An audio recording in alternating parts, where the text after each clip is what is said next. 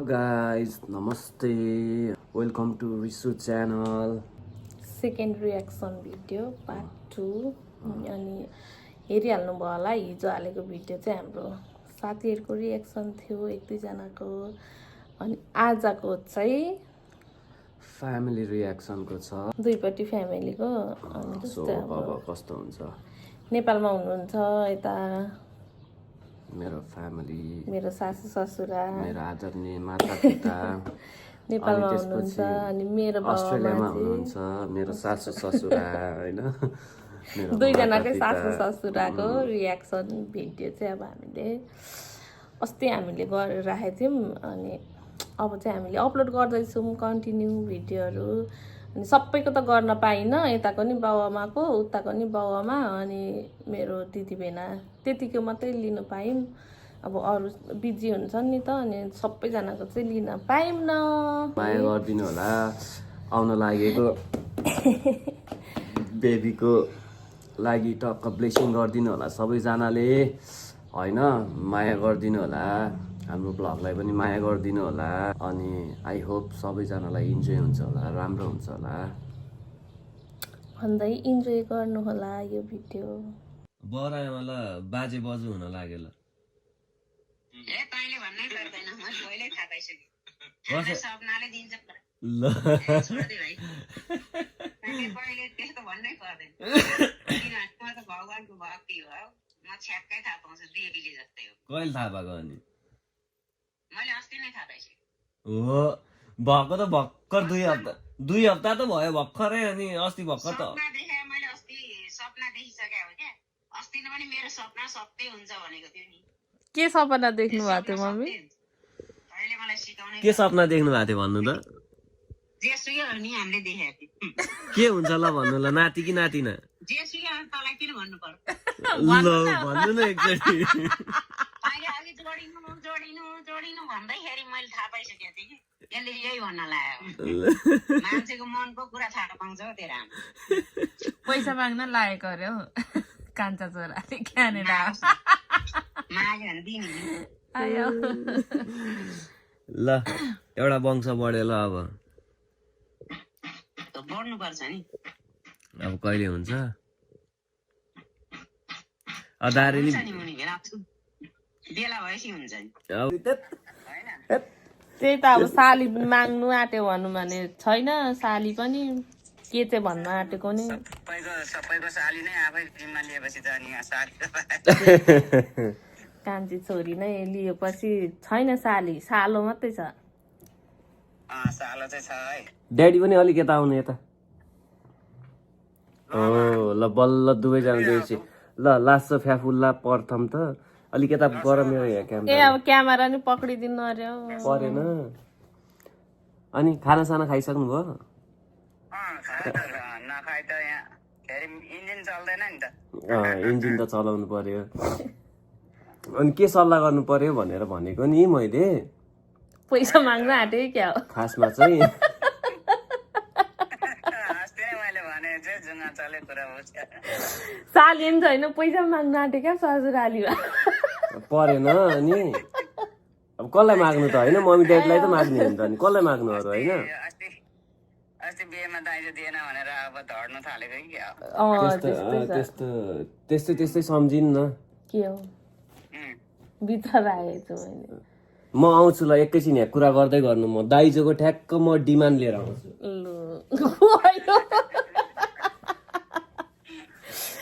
आयो के भन्छ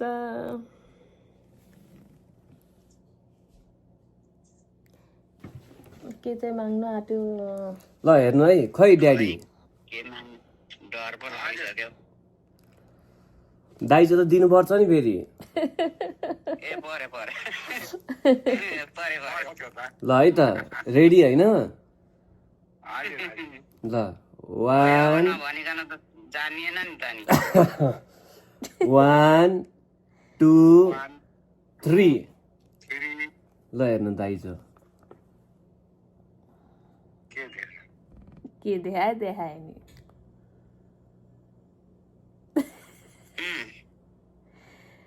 कतिजना भयो नाति नातिनी अर्को थप्यो 12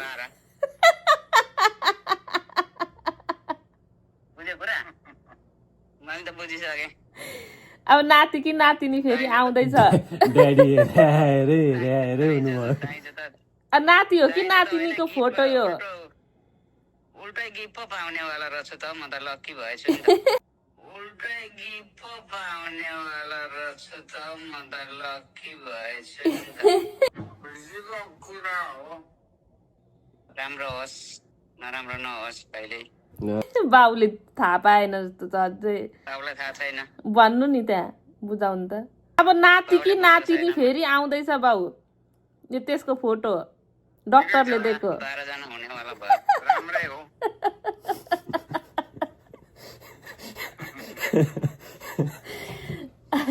अब 6 महिनापछि त आउँदैछ नि वेलकम खुसीको कुरा हो त्यही त राम्रो होस् नराम्रो नहोस् कहिले अब 6 महिनापछि त आउँदैछ अब 3 महिना भइसक्यो ओके छ त ओके सरप्राइज दिउँ भनेको कहिले कहाँ अनि खै त अनि टाइमै नमिल्ने त्यस्तै हो अब विदेशको ठाउँमा होइन आफूले भनेको बेला र आफूले चिताएको बेला केही कुरो पनि सम्भव हुँदैन होइन ठिकै छ ढिलो छिटो त्यस्तै हो त्यही भएर बिरामी भएर काममा जानु छोडेको ए अब ठिकै छ त अब कति गर्नु त काम पनि अब क्यानाडा टेकेदेखिको काम गरेको बिसाउनु नि पर्छ नि अब बदलीमा आइजानु भयो त्यही भएर मैले छुट्याइदिएँ नि त मम्मी गर्नु पर्यो नि त अनि अब त मजा नि हो अब यता चाहिँ बस्छ यतिकै भन्ने अन्यको सँगै भएको गरेर भनौँ न भन्यो कहिल्यै सँगै हुँदैन बाउ र आमा सँगै हुँदै कहिले कहाँ अस्ति त झन् हामीले त प्र्याङ्क गर्ने भनेर भनेको थियौँ ज्वाइँ प्याट्टै मानेको भए पो मैले चाहिँ अर्को को मान्छे मन पर्यो अरे ल्याउँछु भनिरहेछ मिलेर बस्नु भन्छ भन्दै बाबुआमालाई प्र्याङ्क गरौँ भनेको ज्वाइँ प्याट्टै मानेको भए पो अनि अन्तिममा चाहिँ को ल्याउने पर्यो भन्दा चाहिँ यो अरे भनेर देखाउनु पर्यो भनेको त्यस्तो कहाँ हुन्छ अनि टेन्सनमा छ नि ससुरालीले होइन चाहिँ अनि अब छोरी माथि अर्को छोरी ल्याउने पर्दा त ज्वाइँलाई त गर्नुपर्ने के हो भन्ने त सोचाइ आइहाल्छ है ससुराली अनि त्यही भएर मैले हुँदैन यस्तो अरे खेदाइ दे त्यो झेक्नेलाई नेपाल भन्छ सिधै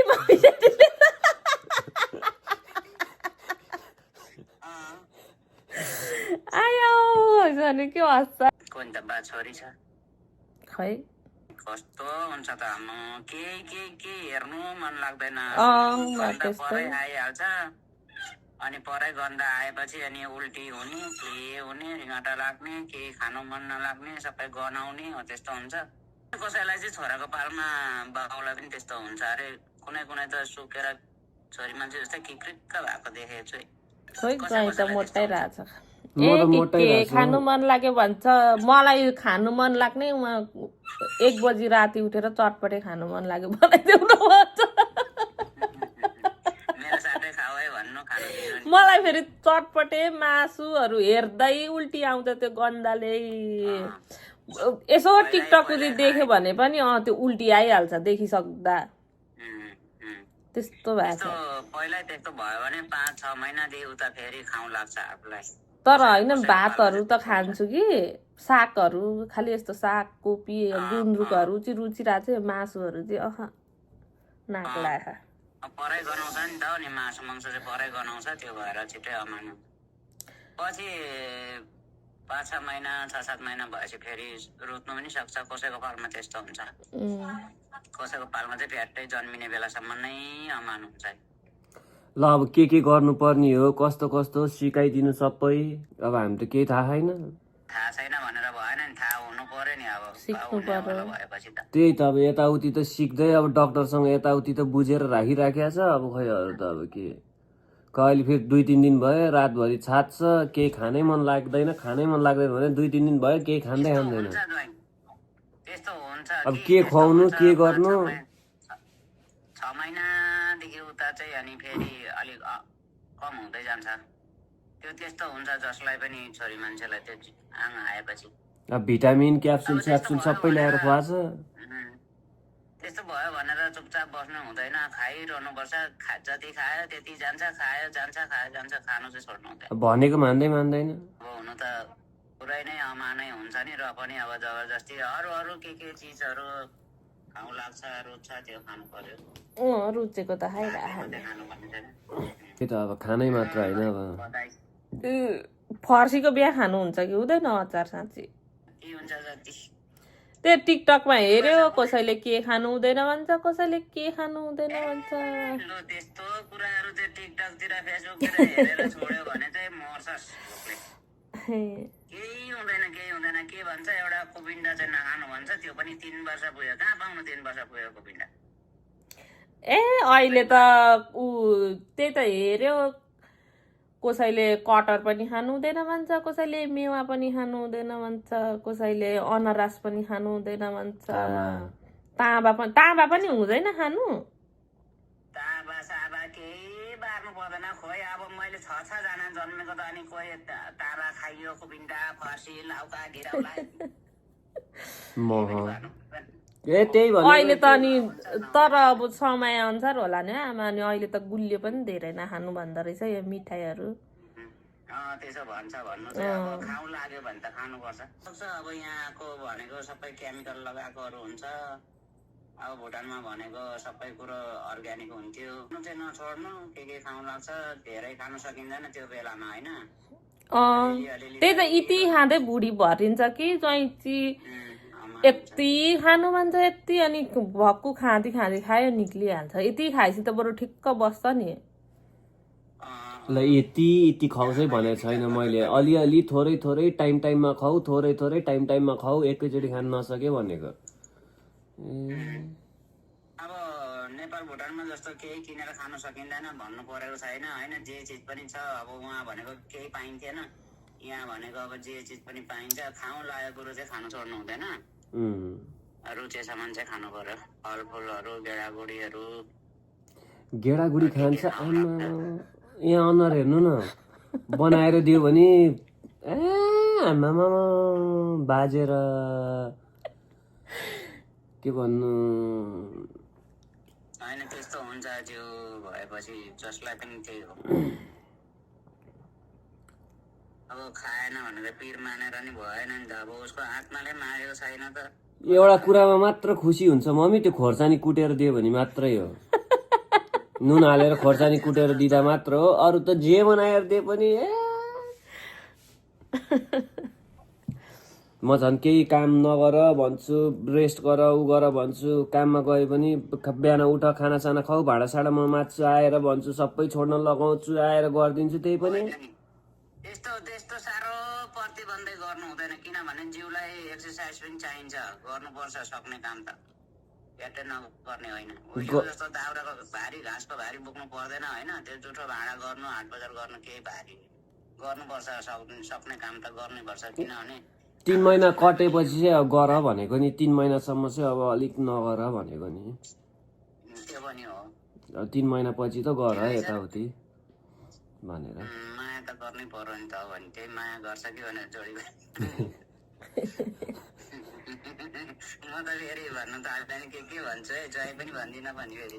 केही छैन केही छैन। कस्तो लाग्दो दिएको सासु रहेछ भन्छ होला। कहाँ त्यस्तो भन्नु। अब सासु भन्ने सोचिँदैन, हेर्नु मम्मी नै भनेर सोचिन्छ। हामी अब आमाले जे भने पनि भइहाल्यो भनेर नि फेरि जतासुकै भन्नु भएन नि त। बाटो राखेर बोल्नु। कतिजना पो भयो नाति नातिनी त? 12 अब 13 अहिले भएको 11 जना हो। अब 12 जना हुने होला रहेछ। 12 अब 1 दर्जन पुगेछ। दर्जन पुगेछ होइन, पुगेको छैन। अब निस्किसकेपछि पुग्ने। अब एउटा बाँकी छ, कहिले त्यो बाँकी कहिले पोतल हुने हो थाहा छैन। के छिटै भयो निमाको भन्न खोज्नु। खै अब त एकैचोटि निमाको बेमा मात्रै आइन्छ होला। ठिकै छ, जहिले आए पनि एकै आयो भने भयो भने त अब आयो भने 2 खेप हुन्छ। आउने भन्दा फ्यामिली थपिहाल्यो। अब त एकैचोटि निमाको बेमा राम्रो होस् राम्रोमा होस्, राम्रो भएर देख्न पाइयोस्। के भन्नु, खाना चाहिँ अब त्यो भोमिट हुन्छ के हुन्छ भनेर खाना खानु चाहिँ छोड्ने होइन। रुचेको जस्तो खानु, जे चिज भए पनि हरेक फरक पाइहाल्छ विदेशको ठाउँमा। के मनपर्छ त्यही ल्याउनु खानु। तपाईँ घरमै बनाएर खाने चिज हो भने बनाएर खानु, नत्र बजारबाट ल्याएर खानु। विदेशमा त जे भने त्यही खानु पाइहाल्छ। ल अब हामी पनि ल राखेको 12 जना भइस 12 जना नि 11 जना। अब योसँग चाहिँ 12 जना हुन्छ। नाति नातिनी 4 बहिनी 2 भाइ, 4 बहिनी 1 भाइको। अब 1 भाइको त बिहे हुनै बाँकी छ। उहिलेको बुढाबुढी धनी हो नि त्यसै उहिलेको बुढाबुढीहरूले आशीर्वाद दिने ऊ होइन क्या, भनाइ क्या। पहिला अब आशीर्वाद दिँदाखेरि छोराछोरीले डाँडा काँडा ढाकुन् भन्छ नि, हो त्यो चाहिँ आशीर्वाद चाहिँ के हो अरे भन्दा अहिले लागु भइरहेछ क्या। डाँडा काँडा ढाकुम्, छोराछोरीले राम्रो उयो होस् भने क्या हो चाहिँ। अब हेर्नु त कुनै कहाँ हुन्छ, कुनै कहाँ अनि डाँडा काँडा ढाकेको अरे क्या। त्यस्तो के भन्थ्यो मलाई भन्नु आएन, तर त्यस्तो के हो त्यसको अर्थ चाहिँ। यस ए हो ठिकै छ। डाँडा काँडा ढाकुन् 12 भयो, 13, 14 यहाँ पुग्छ होला काउन्टिङमा। उता नानाहरूको नि प्लानिङ भइरह होला। यता हाम्रो अर्को नानाको पनि सबैको गरेर यसो कान्छा छोराले बिहे गर्दा, कान्छा छोराको बाँकी छ गर्दा यताउति गरेर 2 दर्जन त हुन्छ कि के हो कि क्या हो। मेरो चाहिँ फेरि फर्स्ट एक्सपिरियन्स मेरो बाउ आमाको चाहिँ नाता नातिनीको यस्तै हो गाइज। टेक केयर गर्नुपर्छ आफ्नो बुढीको। दिनमा 100 चोटि मुड स्विङ्स हुन्छ। ओके हुन्छ हस् हो र भन्ने, बाहिर निस्किनुपर्छ, चुप लाएर बस्ने, कराउँदा भित्र नबस्ने, बाहिर बस्ने। लु त्यस्तो साह्रो नि मैले कराएको छैन है। अनि त्यसपछि ठिक छ हस् हुन्छ ओके। टेन्सन छ के भन्नु। के थियो त्यही भएर आज नि हस्पिटल गएर आएको। के भएको छ भन्न नि, नभने चाहिँ कसरी थाहा हुन्छ। अब टेन्सन लाग्यो भनेपछि अब टेन्सन हुने काम छ नि हौ, टेन्सन हुने भयो नि। त्यही भएर अहिले हस्पिटल गएर आएको।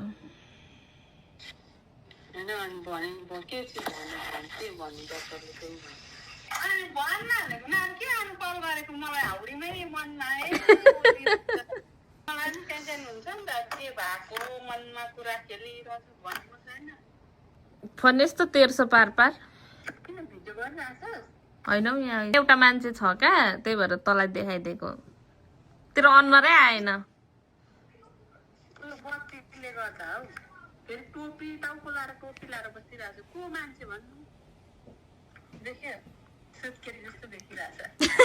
जाडोमा चाहिँ नि म नि हेर्नु यहाँनिर कति चिसो छ नि।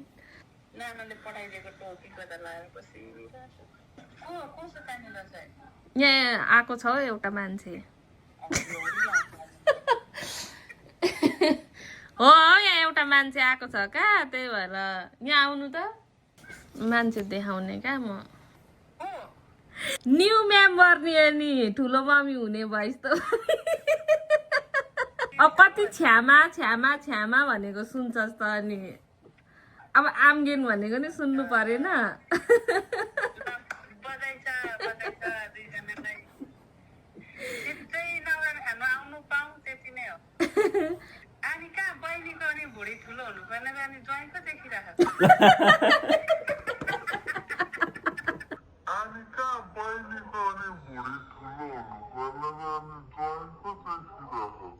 खत्म,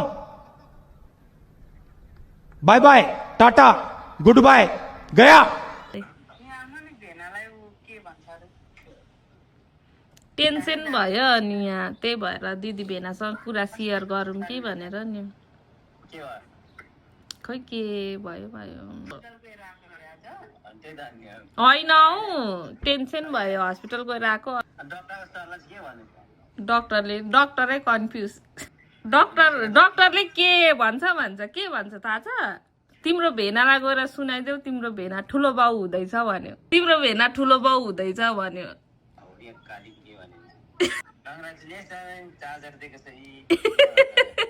चार्जर होइन अब बेबी सारमा आउँदा के ल्याउनु पर्छ भनेर सोच्दै गर्नु अहिले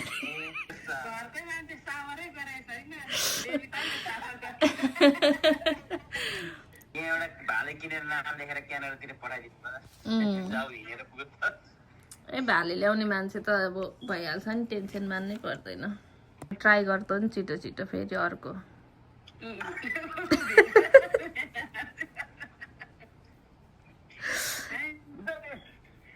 छोरा भयो नि छोरी भए पनि